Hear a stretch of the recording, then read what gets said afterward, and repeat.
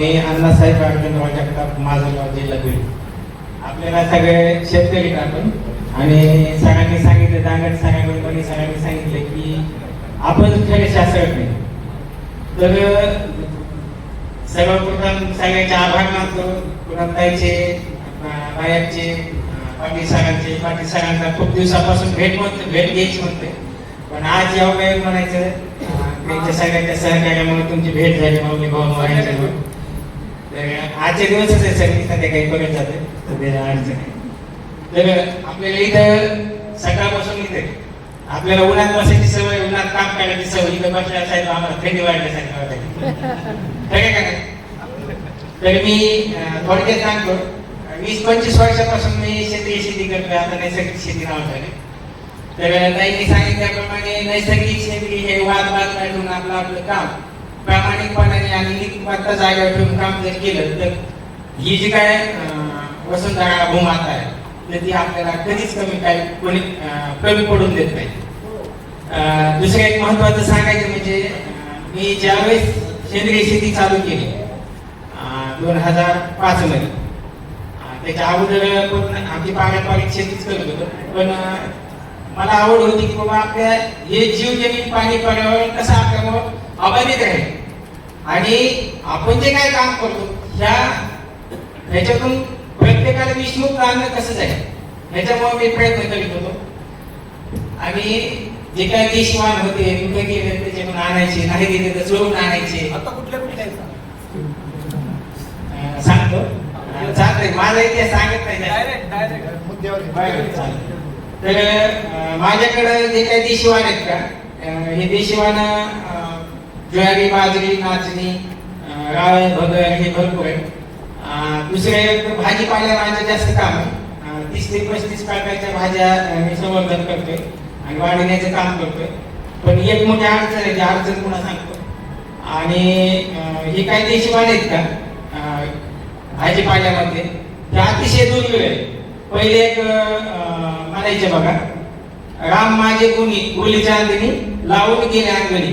गुल चांदणी नावाचा एक भाजीचा एक प्रकार इथं आणलेला आहे, दाखवतो तुम्हाला सगळ्याला. तर त्याची जर भाजी खाल्ली ना, गुल चांदणीचे 3 प्रकार आहेत माझ्या. किती 3 आहेत, एक डबो गुल चांदणी, एक हिरवी आणि एक पर्पल म्हणजे लाल आहे. तर ही जर भाजी खाल्ली ना, जे नॉनव्हेज प्रेमी, तर ते बाजूला सारून आता आमच्याकडे जे काय कंदुरीचा कार्यक्रम होता तर तिकडे न जाता लोक आपल्याकडे ती भाजी खायला आले आणि त्याचा आस्वाद घेतला. तर हे असे 3 प्रकार आहेत. आणि दुसरे एक आपले चार धारी शेत म्हणतो, 4 धारीचे 2-3 प्रकार आहेत. ह्याच्यात आणखी 2 प्रकार होते, म्हणजे लोक पावले माझ्याकडे. आमच्याकडे एक चवळीचा प्रकार होता सर, आता ते नामशेष झाला. काय नाव? चवळी आपली गुटकी चवळी म्हणायची. गुटकी चवळी होती, पण ती गुडघ्यापेक्षा खालीच असायची, पण त्याची शेंग इतकीच असायची. ती जर शेंग खाल्ली ना एकदम गोड लागायची. आणि ती वाळल्याच्या नंतर ती ज्यावेळेस आपण पाण्यात भिजून जर खाल्ली ना साखरेसारखी गोड लागायची. इतकी गोडपणा होता, पण ती नामशेष झाली माझ्याकडे, शोधतोय. आणि हे बियाणं मी बऱ्याचशा शेतकरी बांधवांना फुकट वाटला, बरेच हे केलं. नंतर माझ्याकडे ज्यावेळेस संपलं, त्यावेळेस म्हणजे नामशेष झालं, त्यावेळेस मी त्यांच्याकडे ज्यावेळेस मागणी केली त्यावेळेस त्यांचं म्हणणं काय होतं किंवा आमचं लावणं झालं नाही.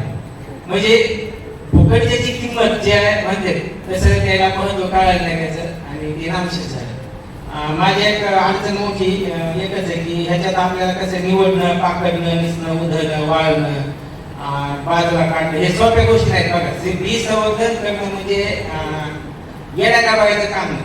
त्याच्यामुळे आपल्याला चांगलं काम करायचं असलं तर आम्हाला एकच मागणी पाटील सरांना असून पूनमताईला असून हक्काने मागतो आणि 4 माणसात मागतो.